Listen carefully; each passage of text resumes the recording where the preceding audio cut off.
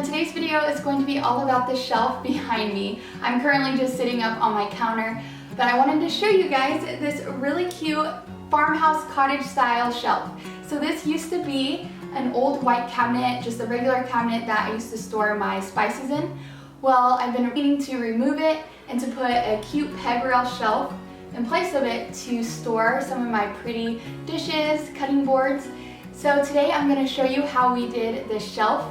It's sort of a DIY, it's partly a DIY. So you'll see what I'm talking about in the video. And then also I want to show you how I decorated it. So without further ado, let's jump into the video. So a while back, I really wanted that peg shelf look. So we bought this shelf at a restore. It was so cheap. I think it was only like $5 or $6.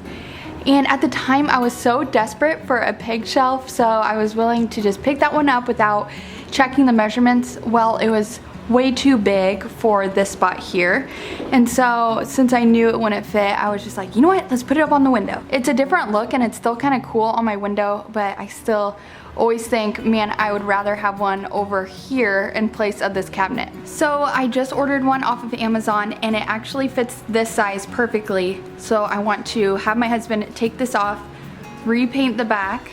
I use the color Repost Gray on our wall. Then I want to hang our new peg shelf and to get rid of this one. For the window, I do want to get little curtains. I've seen where people use little tea towels as curtains, and I think that would look so pretty here and very cottagey like. So to start with, I went ahead and removed all of my spices and everything in my cabinet here, and then I also removed everything on my peg shelf that was in front of the window. I did all this while my husband was at work, and whenever he got home, I went ahead and had him take down the big shelf, and then he also removed this cabinet here.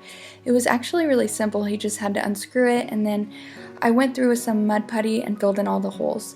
I was going to paint it with this Repost Gray paint, but my husband went ahead and offered to do it. So I thought, why not? So he went ahead and did all the painting for me, which was so nice. But yes, we got this paint called Repost Gray from Home Depot. And then my Amazon shelf came in. Now as you can see, it's very basic. The top was really small, so what we did was put this other piece of wood right on top that my husband cut down. You can see where the small one was here, and it kind of gives it more of a layered look. And then we added some barnwood on top of that piece.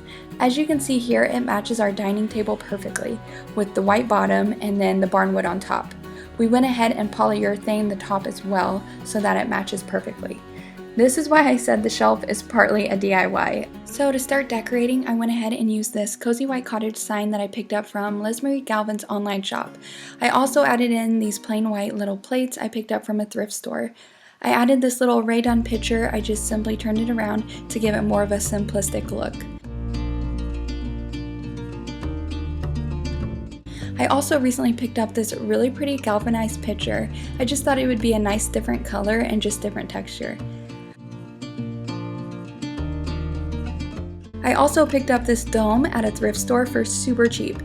It didn't come with a little tray though. For underneath it, I found these perfectly sized plates at Marshall's. I was just eyeing it when I was at the store, and when I brought it home, it just so happened to fit perfectly, so I was so grateful for that. I've also had these cutting boards that are from an antique store, and I just thought it added a really nice pop of brown in the back. This white pitcher here is from Hobby Lobby, and inside of it I just put a bunch of spoons, forks, items I picked up from thrift stores and antique stores.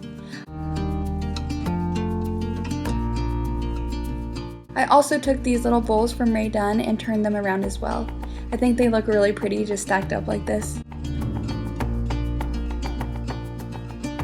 For the peg rails, I hung this cutting board that actually already had a little tie on it, but here I had this rolling pin that didn't, so I just simply took some twine, put it through the hole so that I could hang it as well.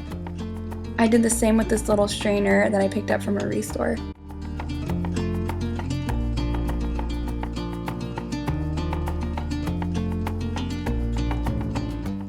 I recently picked up a pack of 2 of these oven mitts from Marshall's. This first little brush here is from Hobby Lobby, and the second one is from Marshall's.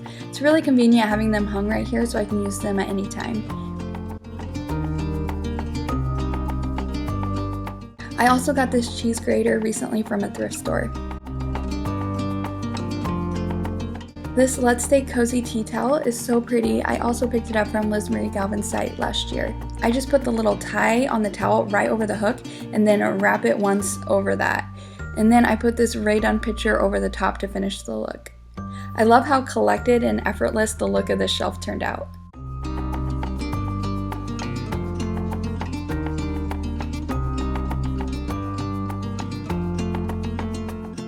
And then I did mention these are little tea towels I actually got off of Amazon. I just turned them into little curtains with this black suspension rod and these little hooks. I just love how it looks. Alright, so that is everything for my farmhouse cottage style shelf. I've been really inspired by Liz Marie Galvin. She has a bunch of these in her kitchen, like throughout the top of her counter. So if you guys enjoyed today's video, I would love for you to hit that like button and don't forget to subscribe for many more decorating videos from me in the future. Thank you so much for watching and have a wonderful and blessed day.